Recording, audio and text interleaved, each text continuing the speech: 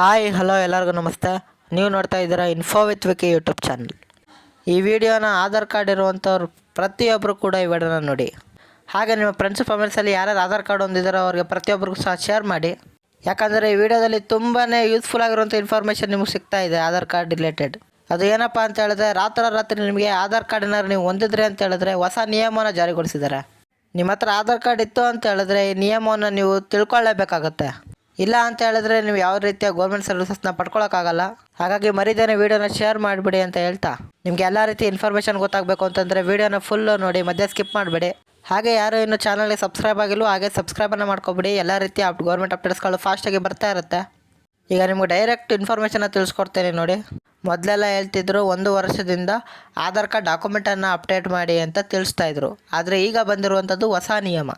ಏನು ಹೊಸ ನಿಯಮ ಆಗಿದೆ, ಆಧಾರ್ ಕಾರ್ಡಿಂದ ಏನು ಬದಲಾವಣೆ ಆಗಿದೆ ಅನ್ನೋದನ್ನ ವೀಡಿಯೋದಲ್ಲಿ ತಿಳಿಸ್ಕೊಟ್ಬಿಡ್ತೀನಿ. ಹಾಗಾಗಿ ಇಂಪಾರ್ಟೆಂಟ್ ವೀಡಿಯೋಗೆ ಯಾರು ಇನ್ನೂ ಲೈಕ್ ಕೊಟ್ಟಿಲ್ವೋ ದಯವಿಟ್ಟು ಒಂದು ಲೈಕ್ನ ಕೊಟ್ಬಿಡಿ.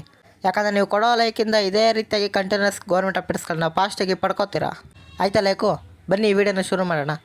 ಮೊದಲೆಲ್ಲ ಕೇಂದ್ರ ಸರ್ಕಾರದಿಂದ ಆದೇಶ ಆಗಿತ್ತು, ನೀವೇನಾದ್ರು ಆಧಾರ್ ಕಾರ್ಡ್ ಅಪ್ಡೇಟನ್ನು ಮಾಡ್ತಿಲ್ಲ ಅಂತ ಹೇಳಿದ್ರೆ ನಿಮ್ಮ ಆಧಾರ್ ಕಾರ್ಡ್ ಕ್ಯಾನ್ಸಲ್ ಆಗುತ್ತೆ ಅಂತ. ಆದರೆ ಈಗ ಒಂದು ಹೊಸ ನಿಯಮವನ್ನು ಜಾರಿಗೊಳಿಸಿದ್ದಾರೆ. ಆ ನಿಯಮ ಬಗ್ಗೆ ನಿಮಗೆ ತಿಳಿಸ್ಕೊಡ್ತೀನಿ ನೋಡಿ. ನೀವೇನಾದರೂ ನಿಮ್ಮ ಆಧಾರ್ ಕಾರ್ಡು ಪ್ರತಿಯೊಂದು ಗೌರ್ಮೆಂಟ್ ಸರ್ವಿಸಸ್ಗೂ ಸಹ ಮೊದಲು ಯೂಸ್ ಆಗ್ತಿತ್ತು. ಅದರಲ್ಲಂತೂ ನೀವು ಕೇಂದ್ರ ಸರ್ಕಾರ ಯೋಜನೆ ಆಗಿರ್ಬೋದು, ರಾಜ್ಯ ಸರ್ಕಾರದ ಯೋಜನೆ ಆಗಿರ್ಬೋದು, ಮತ್ತು ನಿಮ್ಮ ಮಕ್ಕಳನ್ನು ಅಡ್ಮಿಷನ್ ಮಾಡಿಸೋದಾಗಿರ್ಬೋದು, ಹೊಸ ಅಕೌಂಟನ್ನು ಸಹ ತೆಗಿಯೋಕ್ಕಾಗಿರ್ಬೋದು, ಹೀಗೆ ಪ್ರತಿಯೊಂದು ಕೆಲಸಗಳಿಗೂ ಸಹ ನೀವು ಆಧಾರ್ ಕಾರ್ಡನ್ನು ದಿನನಿತ್ಯ ಜೀವನದಲ್ಲಿ ಬಳಸ್ತಾನೆ ಇರ್ತೀರ.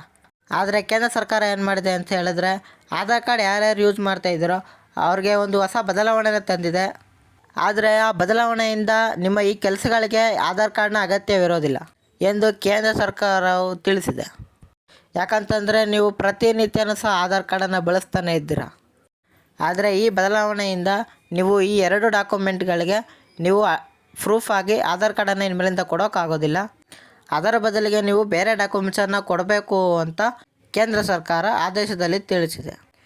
ಯಾವ 2 ಡಾಕ್ಯುಮೆಂಟ್ಸ್ಗಳು ಅಂತ ತಿಳಿಸ್ಕೊಡ್ತೀನಿ.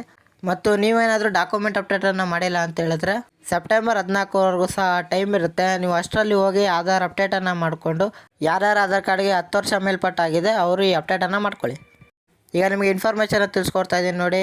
ಹೊಸ ಚೇಂಜಸ್ಸಿಂದ ನಿಮಗೆ ಆಧಾರ್ ಕಾರ್ಡ್ 2 ಪ್ರೂಫ್ ಆಗಿ ಕೊಡೋಕ್ಕಾಗಲ್ಲ ಅಂತ ತಿಳಿಸ್ತಾ ಇದ್ದಾರೆ. ಅದರಲ್ಲಿ ಮೊದಲನೇ ಪ್ರೂಫ್ ಬಂತು ಅಂತಂದರೆ ಪಾನ್ ಕಾರ್ಡ್. ನೀವೇನಾದರೂ ಇನ್ಮೇಲಿಂದ ಪಾನ್ ಕಾರ್ಡ್ ಮಾಡಿಸ್ಬೇಕು ಅಂತ ಹೇಳಿದ್ರೆ ನೀವು ಆಧಾರ್ ಕಾರ್ಡನ್ನು ಕೊಟ್ಟರೆ ಪಾನ್ ಕಾರ್ಡ್ ಮಾಡಿಕೊಡಲ್ಲ, ಅದು ಪ್ರೂಫಾಗಿ ತೊಗೊಳ್ಳಲ್ಲ ಅಂತ ತಿಳಿಸ್ತಾ ಇದ್ದಾರೆ. ಹಾಗಾಗಿ ನೀವೇನಾದ್ರು ಪಾನ್ ಕಾರ್ಡನ್ನು ಮಾಡಿಸ್ಬೇಕು ಅಂತ ಹೇಳಿದ್ರೆ ಮುಂದೆ ಬೇರೆ ಪ್ರೂಫನ್ನು ಕೊಟ್ಟು ಮಾಡಿಸ್ಬೇಕು ಅಂತ ತಿಳಿಸ್ತಾ ಇದ್ದಾರೆ.